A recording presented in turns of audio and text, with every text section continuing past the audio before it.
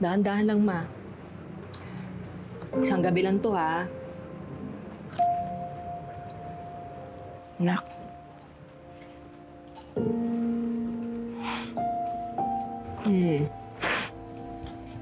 Sorry. Sorry kasi hindi kita nabigyan ng kumpletong pamilya. Naman. Wala namang normal na pamilya, di ba? Lahat ng pamilya complicated. Tsaka ako, sobrang swerte ko kasi may nanay ako na nagtatanggol sa akin. Oo, andito nga ako. Puprotektahan naman kita lagi, kaya lang... Di ba parang mas okay kung nandito yung papa mo? Hindi ba parang mas okay kung walang Marga na mananakit sa'yo? Alam mo na, buong-buo yung desisyon ko nun.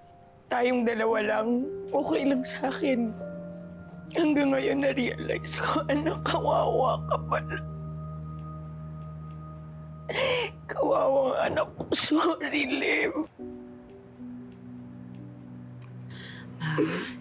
Tama na, huwag ka na umiyak. Tsaka, di naman ako kawawa eh. Alam mo, sa totoo lang, ma, higit mo pa 2 tao sa pagmamahal tsaka sa pagtatanggol mo sa akin. Pinaiiyak mo lalo ako. Baka magbukas ako ng isa pang bote doon. Ubusin muna natin yan. Pero, kasi alam mo, sa totoo lang, hindi ka lang nanay. Ikaw yung mama at papa ko. Ikaw yung best friend ko. Ikaw yung kapatid ko. Ikaw yung life coach ko. Ikaw lahat. Ikaw lahat. Talaga. Yeah. Thank you, anak. Thank you.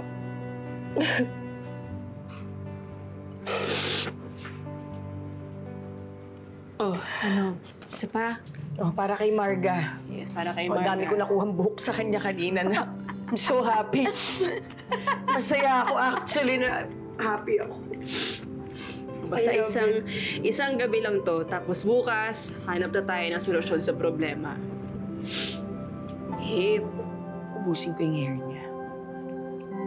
Ubusin ko yung hair. Kaya na natin, Tita Marga.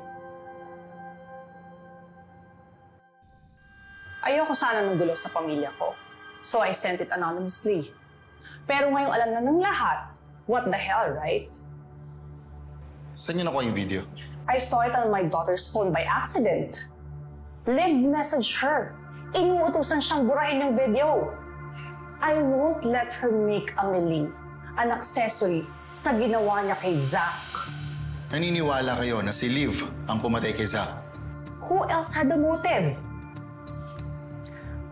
Alam niyo po, Inspector, naloko na yung nanay niya noon. And I can imagine na doble ang galit niya nung siya ang naloko.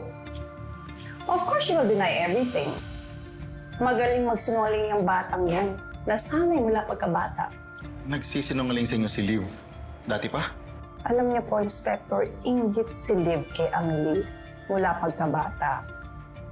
Every Christmas, New Year, nasa amin si Hector. Never pa niya nakasama yung papa niya during the holidays. Sa isang New Year, tumawag siya. May sakit daw. She needed her father. Ang Hector naman, umalis sa kalagitnaan ng putukan. Ayun, na-aksidente. Ilang araw tuloy yung asawa ko sa ospital. At si Liv? Wala. Nagsasakit-sakitan lang. Muntik mamatay ang asawa ko dahil sa kasinungalingan niya. That's why I won't believe a word she says. Sinungaling siya. Pwede na kami umalis? Sige, oh. Kukontakin na namin kayo pag may mga tanong pa kami.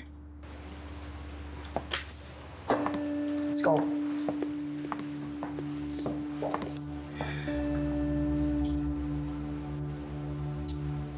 Sir. Ito na yung result ng test dun sa tea tree oil na nakuha natin kay Liv. Nakumpara na rin to dun sa tea tree oil sa katawan ni Zach at dun sa pinalit na body oil sa kanya. Wala nyo. Match. 100%! Yan ang yata yung weapon of choice ni Liv eh. Well, after all, di ba, pharmacist siya. Ito pa sir. Sabi ng lab, hindi daw lahat ng tea tree oil ay pare-pareho. Kahit puro pa, may pagkakaiba talaga. Base dun sa kung kailan at saan na-harvest yung oil. Ibig sabihin, parehong manufacturer. Parehong batch ng harvest, yung oil ni Liv na nandun na sa katawan ni Zach. Tama. Hindi ako niniwala sa coincidence.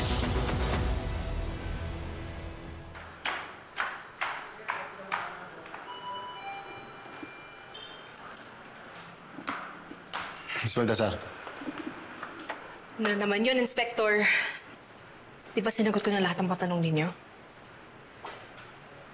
Pati yung oil binigay ko na sa inyo. What else do you want from me? Yung totoo. Yung tea tree oil na nakuha ko sa'yo ay match sa tea tree oil sa katawan ni Zach. I told you, hindi nga akin yun. Nakuha yun sa kotse mo. May idea ka kung sino mga sumakay at nagka-access sa kotse mo. I don't know. Hindi ko alam. May carpool kami ng mga office mates ko. Plus, I give rides to my clients all the time. Mahirap para sa akin inalahanan kung kanino talaga yung tea oil na yan. Nagsasabi ka ba ng totoo, Miss Baltasar? Look, I will try to recall kung sino-sino yung sumakay sa kotse ko, and then I will let you know, I will call you kapag may listahan na ako. Excuse me.